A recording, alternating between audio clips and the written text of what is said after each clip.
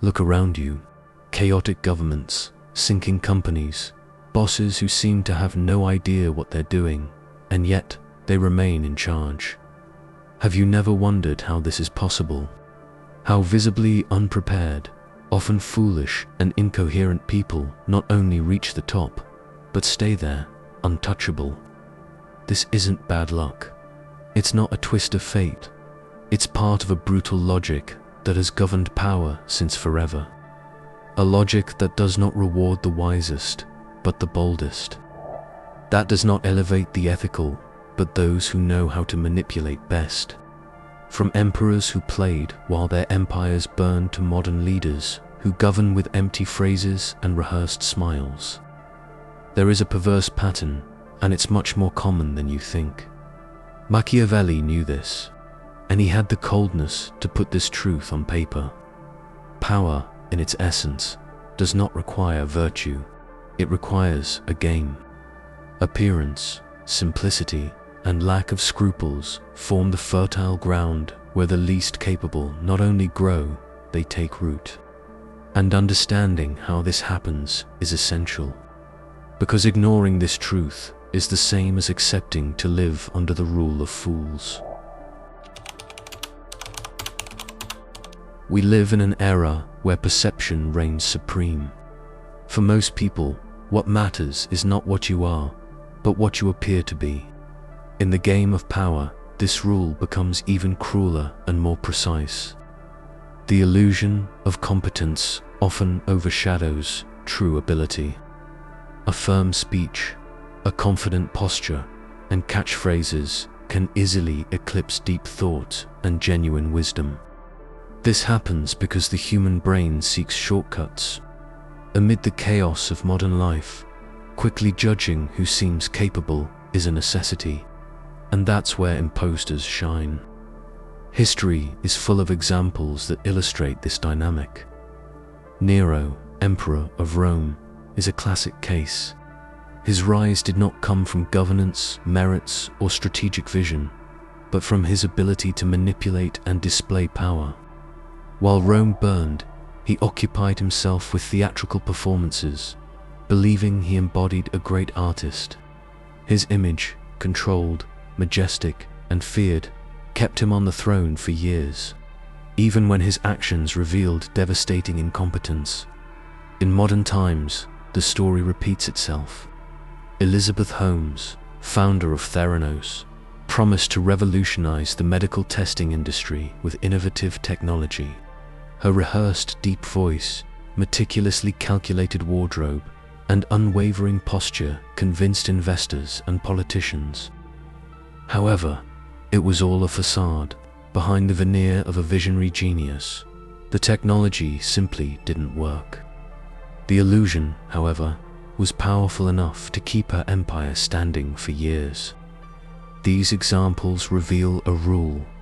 In environments where few can or want to check reality in depth, appearance becomes truth. The result, those most skilled at selling themselves end up in charge. This dynamic reaches from global politics to the everyday workplace. How many times, in meetings or promotions, have you seen the most eloquent or confident surpass the most competent and discreet? Ignoring this logic is dangerous. As long as we continue to value image over substance, we will keep seeing the throne occupied by those who master the art of staging, not leadership. Recognizing this is the first step to not being fooled, and to understanding why, so often, the less brilliant seem to reign supreme. In an ideal world, intelligence would be an unquestionable advantage in the game of power. We would expect those capable of seeing nuances, weighing consequences, and thinking critically to be the ones chosen to lead. But reality is not that simple. Overthinking, ironically, can be an obstacle, and Machiavelli knew this. To him, the prince did not need to be wise in the philosophical sense. He needed to be effective. And effectiveness often requires quick, simple, and, above all, convincing decisions. Intelligent people tend to consider multiple perspectives. They hesitate, ponder, and try to predict outcomes. When faced with complex situations, they do not offer easy answers, and this can be fatal in the political and social arena. Socrates is a striking example. In Athens, his insistence on questioning certainties and exposing others' ignorance cost him his life. He was intelligent, but his relentless search for truth did not fit into the power game of his time. The wise person who invites reflection is rarely the hero the people want in times of crisis. In the contemporary scene, this dynamic remains. In public debates and political campaigns, hesitation is seen as weakness. Leaders who show caution or admit doubts are quickly labeled as indecisive or incompetent. Meanwhile, those who offer simple phrases, direct answers, and unwavering posture win trust, even if their solutions are superficial or even dangerous. The same happens within companies. The employee who raises complex questions and suggests deep analysis is not always promoted. Sometimes they are seen as problematic or overly critical. On the other hand, the colleague who simplifies everything and displays confidence is often perceived as ready to lead. This is because, in high-pressure environments, apparent clarity is valued above real depth. The irony is cruel. Intelligence that seeks to understand and improve the world may be seen as slowness or hesitation. Meanwhile, cleverness that ignores nuances and plays with simplistic certainties advances quickly. And so, little by little, the stage of power is occupied not by those who think too much, but by those who speak loudly and promise easy answers. Ignoring this truth means remaining naive in the face of the theater of power. There is a silent phenomenon that explains much of the rise of fools to power. It is called the Dunning-Krueger effect. Simply put, it is the tendency for less competent people to overestimate their abilities, while the more competent often underestimate their own. This imbalance creates fertile ground for confidence, not competence, to become the decisive differentiator. In the real world, self-confidence carries enormous weight. In meetings, election campaigns, or job interviews, the way someone presents themselves often matters more than the substance of what they say. Individuals affected by the Dunning-Krueger effect speak with certainty, do not waver, and do not question themselves. And it is exactly this aura of certainty that charms and reassures. After all, in the midst of uncertainty, who doesn't want to follow someone who seems to have all the answers? Politics is a constant stage for this spectacle. Leaders who show absolute conviction, even when wrong, gain loyal followers. They simplify complex issues, dismiss experts, and position themselves as the only trustworthy voices in the chaos. This stance sells, and it sells well. Because in times of fear and confusion, few want to hear that solutions are difficult and certainties are illusions. In the corporate environment, the same pattern repeats. The manager who never admits mistakes and always appears confident tends to inspire more trust from superiors. Even if their results are mediocre, the impression they convey sustains their position. Meanwhile, truly competent professionals may hesitate, question, and show caution, and ironically end up appearing less prepared to lead. This cycle is dangerous. The overvaluation of confidence creates systems where incompetence is not only tolerated but promoted. And once in power, these self-confident figures tend to surround themselves with even less competent people, reinforcing their own illusory superiority. The result, a web of mediocrity sustained by the appearance of authority. The Dunning-Krueger effect is not just a curiosity of psychology, it is one of the keys to understanding why, time and again, unprepared figures dominate the political, corporate, and social landscape. Recognizing it is essential not to be manipulated by empty speeches and to truly demand leadership based on competence and responsibility. Once incompetence reaches power, it rarely stays isolated. On the contrary, it tends to multiply. A weak leader feels threatened by talented and independent subordinates. They don't want brilliant advisors. They want submissive allies. The result is a silent and devastating process, the institutionalization of mediocrity. This mechanism is not new. In ancient Rome, emperors like Caligula and later figures such as Nero surrounded themselves with flatterers and sycophants. Anyone who threatened to outshine them was eliminated or demoted. The goal was not efficiency or greatness, but the preservation of ego and control. And the more incompetent those around the throne were, the safer the ruler felt. In the modern world, the logic repeats itself in governments, corporations, and even in small family businesses. Insecure bosses choose managers who will never challenge their authority. Presidents surround themselves with ministers and advisors whose main quality is blind loyalty. Thus, a network is created where mediocrity feeds on itself. In no time, the entire system bends to protect its own incompetence. This is not just a management error, it is a global danger. Organizations led by mediocre people tend to repel innovation, stifle criticism, and punish creative thinking. Brilliant employees end up leaving or staying silent, and the system enters a downward cycle where survival requires not being the best, but being the most adapted to the logic of submission. When incompetence becomes the norm, it is fiercely defended. If someone dares to point out flaws or suggest changes, they are seen as a threat, not a solution. The result is predictable. Mediocrity does not just survive, it thrives, protected by structures that have become incapable of tolerating true excellence. At the heart of the rise of fools to power lies an uncomfortable fact. Human beings are drawn to easy answers. In a world full of uncertainties and anxieties, simplicity is like a bomb. Leaders who promise straightforward solutions have a natural advantage over those who ask for patience and reflection. Machiavelli understood this deeply.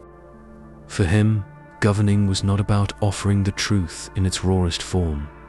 It was about feeding the perceptions of the people. And what the people want, especially in times of crisis, is clarity. When anxiety takes over, nuances and complexity sound like weakness or, worse, indifference. Today, this phenomenon is visible in every election cycle and advertising campaign. Populists rise by promising to end problems once and for all. They use short phrases, direct slogans, strong gestures. There is no room for the complexity of reality, only for the comfort of illusion. And the masses, tired of empty promises and endless debates, often prefer this illusion. In daily life, this is even more evident. When something breaks at home, no one wants to hear technical explanations, they want a quick fix. When a health problem arises, many prefer the promise of a miracle cure over a long and difficult treatment. We are programmed to seek shortcuts. The danger comes when this natural need becomes the criterion for choosing leaders. Those who offer dangerous simplifications gain the stage. They know that by reducing everything to us versus them, good versus evil, or just do this, they trigger powerful emotions. In no time, their voice becomes the most heard, not for being the wisest, but for being the most accessible. In the end, simplicity is not a trap. It seduces, soothes, and at the same time obscures the truth. As long as we remain enamored with easy answers, we will continue to hand power not to the most capable, but to those who best know how to sell illusions. There is a brutal rule that few dare to admit. Ethics is often a burden in the arenas of power. For those who play fair, there are clear limits, but for those who do not recognize them, the field is wide open. And it is precisely there that the unscrupulous find their advantage. Machiavelli exposed what many prefer to ignore. The ideal prince, according to him, must be ready to act against morality when necessary. Not out of malice, but for effectiveness. History supports this view. Heads of state, tycoons, and generals who rose by trampling ethical norms invariably faced less resistance. It's easy to identify figures who lied, betrayed, or manipulated without remorse, and yet were celebrated as strong leaders. This happens because power, in its essence, is not a virtue contest. It is a game of influence and control. In the corporate world, the logic repeats itself. Studies on psychopathic traits in leadership show that individuals with lower empathy and greater emotional coldness are more likely to reach top positions. They do not hesitate to make unpopular decisions, cut costs, or eliminate internal competitors. While ethical leaders weigh human and social consequences, the unscrupulous act with speed and brutality, and, in the process, move forward. But this advantage comes with a hidden price. Systems led by such figures become toxic environments where trust dissolves and fear reigns. However, for those at the top, this matters little. As long as power is maintained, the erosion of the base is treated as acceptable collateral damage. The reality is clear and uncomfortable. In the game of power, it is not ethics that defines who wins. It is the willingness to cross boundaries. As long as we continue to expect goodness to naturally prevail, we will be unprepared to face those who play without rules. Reaching the top while being mediocre is already surprising, but staying there is even more intriguing. How do visibly unprepared figures manage to remain in charge, even in the face of obvious failures? The answer lies in subtle and powerful mechanisms that ensure their survival, involving everything from emotional manipulation to narrative control. The first of these is tribalism. Incompetent leaders know that dividing is easier than convincing. They create group identities and fuel the us versus them mentality. This way, loyalty becomes blind and resistant to criticism. If you criticize the leader, you are seen as an enemy of the group, and few want to be excluded or ostracized. In addition, there is cognitive overload. Amid the relentless flow of information and crises, people become mentally exhausted. Questioning the status quo requires energy that many do not have. In this scenario, accepting the authority of those already in power becomes a form of relief. Passive acceptance seems easier than the constant struggle against dissonance. Another subtle trick is the use of doublethink, a concept immortalized by George Orwell. Incompetent leaders often sustain contradictory speeches, but they do so naturally that their followers accept the inconsistencies without noticing. Today it is A, tomorrow it is B, and everything seems reasonable because repetition and blind trust anesthetize critical thinking. Finally, they exploit economic and social insecurity. Populations in fear are easier to manipulate. Mediocre leaders offer illusory stability. They promise protection against imaginary enemies and thus create dependence.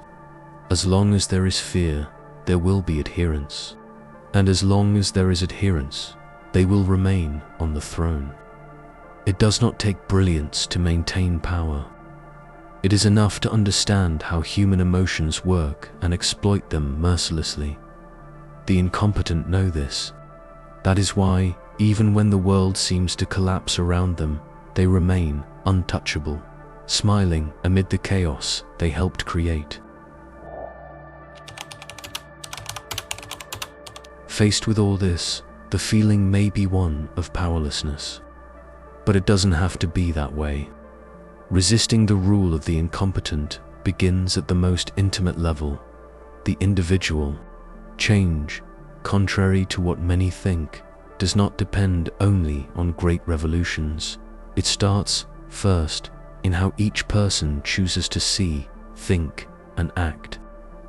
On a personal level, intellectual humility is the first shield. Admitting that we are all susceptible to illusions and simplifications is essential. Media literacy comes right after. In a world where information is manufactured to manipulate, knowing how to identify shallow speeches, empty slogans, and simplistic promises becomes a matter of survival. Philosophically reflecting on what we consume and share prevents us from becoming unconscious pieces in other people's games. Silence and pause, now underestimated, are also powerful forms of resistance. Stopping to think before reacting to headlines or the inflammatory speeches of opportunistic leaders breaks the cycle of emotional manipulation.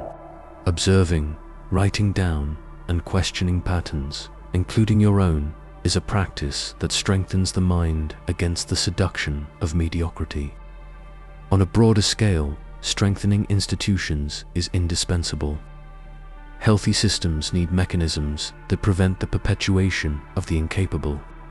This involves demanding accountability and cultivating cognitive diversity in decision-making spaces.